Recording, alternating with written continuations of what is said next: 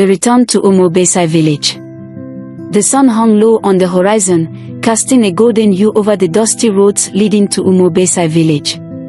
Obiora, a middle-aged man with a steady build and a deep sense of modernity, finally returned to his ancestral home after 20 years abroad. His heart raced as he approached the familiar mud brick houses, now overshadowed by memories he had left behind. He stood at the entrance of his family's compound, greeted by his aging mother, Neoma, and younger brother, Akena, whose eyes held a mixture of excitement and concern. They ushered him inside, where the flickering flames of a fire pit illuminated the old family house. "Brother," Akena began cautiously, "there's something you need to know. The revelation of the blood oath." That evening, as the family gathered around the fire, Akena explained the ancestral burden that had haunted their lineage. Centuries ago, their forefathers had made a blood oath with the powerful shrine of the Nwori deity, promising loyalty and sacrifices in exchange for protection and prosperity. The ritual was passed down from generation to generation, and now, it was Obiora's turn to take the oath. But there was a problem: Obiora's refusal to adhere to such ancient practices. "Obi, you must understand," his mother pleaded. "Your father before you took the oath, and it is because of it that we have been protected. But with your absence, the spirits have grown restless. Akena's wife has fallen ill. We believe the spirits are angry." Obiora frowned. "So, you expect me to sacrifice an animal, take part in a blood oath, and appease some long-forgotten gods? Mama, I've lived in the city, in another country. I don't believe in these superstitions anymore." Neoma's eyes welled with tears. "It's not superstition, my son. You may not believe, but the spirits do. If you don't take the oath, Akena's wife could die, and the whole family will suffer." The mysterious illness. Over the next few days, Akena's wife, Edeora, grew weaker. Her body burned with fever, and no modern medicine seemed to help. The village healer, a wise old woman named Momangechi, visited the house.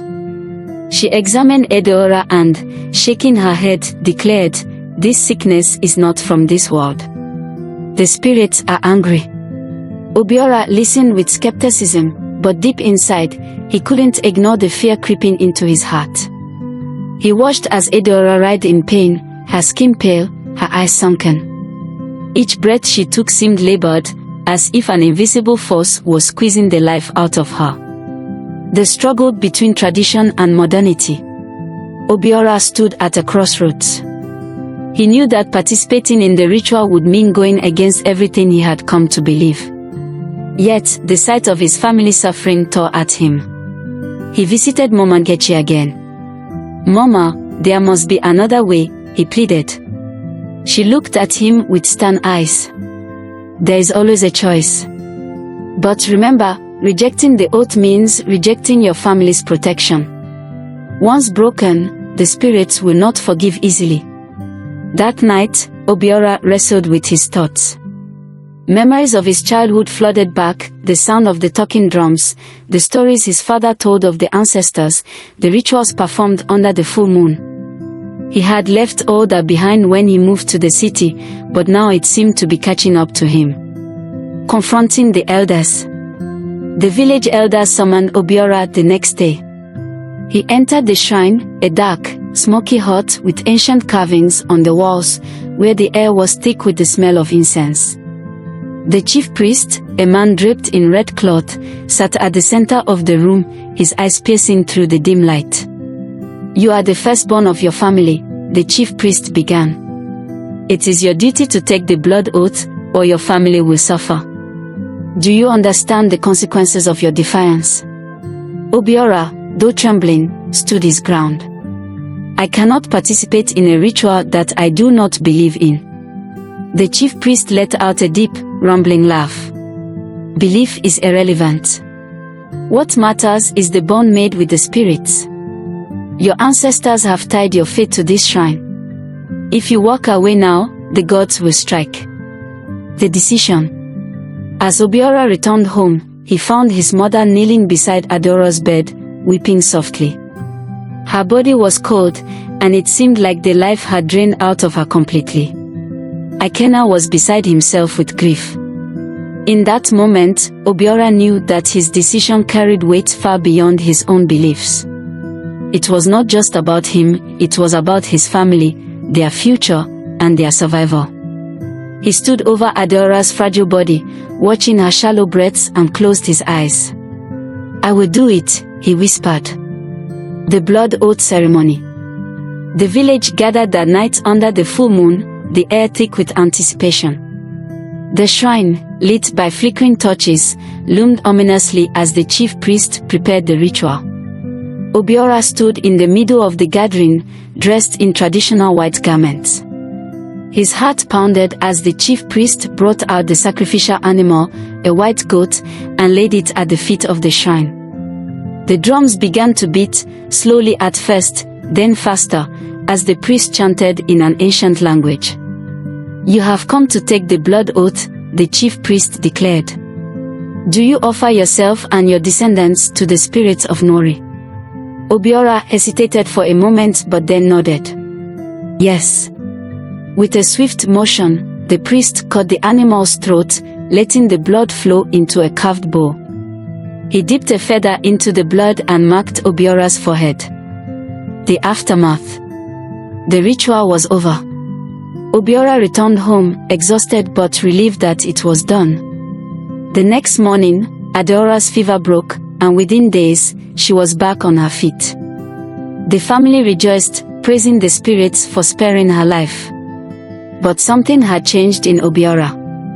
Though he had participated in the ritual, a part of him felt lost, disconnected from the life he once knew. The village saw him as a hero, the man who saved his family by honoring tradition. But inside, Obiora questioned everything, his beliefs, his identity, and the future of his family under the weight of the ancestral bond. In the end, Obiora realized that some traditions, no matter how ancient, hold a power that cannot be easily escaped. The blood oath had been fulfilled, but the true cost was something he would carry forever. Haunted by the past. The sun rose on Umobesai village, casting a warm glow on the familiar mud brick houses. But for Obiora, the warmth could not reach his heart. Since the blood oath ceremony, he felt a weight on his chest, a lingering heaviness that wouldn't leave him. Although Adoora had recovered and the village praised him as the man who saved his family, he couldn't shake the feeling of betrayal of his own beliefs, and worse, of himself. His mother, Neoma, watched him closely. She knew something was wrong. One evening, she sat beside him outside their compound as the crickets began their night song. "Obiora," she began softly, "you saved your family, but I see the burden in your eyes. What troubles you, my son?" Obiora sighed heavily. "Mama, I don't know who I am anymore. I did what the village wanted, what our ancestors wanted. But I feel like I lost a part of myself." Neoma nodded slowly. "The blood oath carries more than just tradition, my son. It carries the weight of our ancestors' decisions. But perhaps, there is a way to find peace, both with the spirits and within yourself." The elders' warning. The next morning, Obiora received an unexpected summons from the village elders. He entered the dimly lit shrine once more, the scent of incense hanging heavily in the air. The chief priest stood before him, his face stern. "Obiora," he said in a low, ominous voice, "though you have taken the blood oath, the spirits have not fully released their wrath. There is another trial ahead." Obiora's heart sank. "What trial? What more do the spirits want from me?" "The oath binds not just you, but your future descendants," the priest explained. "You must prove your loyalty again, or the consequences will be severe. A sacrifice is required." "What kind of sacrifice?" Obiora asked, dreading the answer. The chief priest's eyes glinted in the flickering torchlight. "It is a personal sacrifice. You must choose between your freedom and your family's future. The sacrifice. That evening, Obiora sat in silence by the riverbank, staring at the rippling water. His mind raced with conflicting thoughts. His family was his everything, but he could not bear the thought of giving up his freedom and future to the whims of ancient gods. Ikenna approached him quietly, sitting beside him on the grassy bank. "Brother, I owe you my life," Ikenna began, his voice thick with emotion. "Edeora is alive because of you. I know the burden is heavy, but you don't have to face it alone. We'll find a way." Obiora shook his head. "This is something I have to face alone. The spirits demand more than just a ritual. They want my very soul tied to this place, to these beliefs." Ikenna placed a hand on his shoulder. "Whatever you decide, we are with you." The spirits test. As the moon rose high, Obiora stood once again before the village shrine, but this time, the atmosphere was tense. A small crowd had gathered, whispering anxiously. The chief priest emerged from the shadows, holding a bowl filled with blackened earth and ashes. "The spirits demand a greater test," the priest declared. "Obiora, you must choose. Will you sever your ties to your family's lineage and face the spirit's wrath, or will you surrender your freedom and bind yourself to this oath forever?" Obiora stood silently, his mind battling with his heart. The weight of generations pressed down on him. Finally, with tears streaming down his face, he whispered, "I will not abandon my family, but I cannot live in chains." The priest's eyes narrowed. "Then prepare for the wrath of the spirits." Suddenly, the sky darkened, and a fierce wind swept through the shrine. The villagers gasped as the ground beneath their feet trembled. The wrath of the spirits. As the storm intensified, the flames of the torches flickered and died, plunging the gathering into darkness. Thunder roared across the sky, and in the distance, a bolt of lightning struck a nearby tree, splitting it in two. Obiora's heart pounded in his chest as he felt an invisible force wrap around him, pulling him toward the shrine. His knees buckled, and he fell to the ground, gasping for breath. His vision blurred, and the world around him seemed to spin. The chief priest's voice echoed through the darkness. "You have angered the spirits, Obiora. Now, you must pay the price." Obiora struggled to stand, but the force held him down. He could hear the villagers crying out in fear, but their voices seemed distant, muffled by the roar of the storm. Then, just as suddenly as it began, the storm stopped. The air grew still, and an eerie silence fell over the village. A voice, soft and whispery, echoed through the shrine. "Obiora, you have been tested, and the spirits have seen your heart."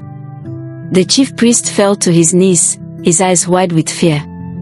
"The spirits, they are speaking directly." The voice continued, "You have shown courage and loyalty to your family. But you have also defied the old ways. For this, there will be no curse, but your family's future will be in your hands. You are free from the oath." Obiora collapsed in relief, tears streaming down his face. The villagers murmured in awe. Redemption and joy. As dawn broke over Umobesai, the village gathered once again, but this time, there was no fear, only celebration. Obiora stood at the center, surrounded by his family, as the village praised the courage that had freed them from the oppressive ancestral bond. Neoma embraced her son, tears of joy in her eyes. "You did it, Obiora. You saved us." Ikenna and Edeora smiled, their hands clasped tightly together. "Brother, we are free," Ikenna whispered, his voice choked with emotion. The chief priest, humbled and silent, approached Obiora. "You have done what no one before you could do. You broke the cycle. The spirits have given you their blessing." The sound of drums filled the air as the village erupted into celebration. Women danced, their colorful wrappers swirling in the breeze, while men chanted songs of victory and freedom. The weight of generations had been lifted, and for the first time in years, the village felt truly alive. Obiora stood at the edge of the celebration, watching as his family danced and laughed. His heart swelled with joy and relief. Though the journey had been long and filled with sorrow, it had led to this moment of triumph. He smiled, knowing that he had not only saved his family but had also reclaimed his own identity. A new beginning. As the sun set on the joyous day, Obiora walked through the quiet village, the distant sound of laughter and music still echoing in the background. He paused by the riverbank, the place where he had once doubted himself, and looked out at the rippling water. A sense of peace washed over him. The journey had been painful, but it had brought him home not just to his family, but to himself. Obiora whispered to the wind, "Thank you, ancestors, for testing me. But now, I write my own story." And with that, Obiora turned away from the river, walking toward the future with his head held high, free at last.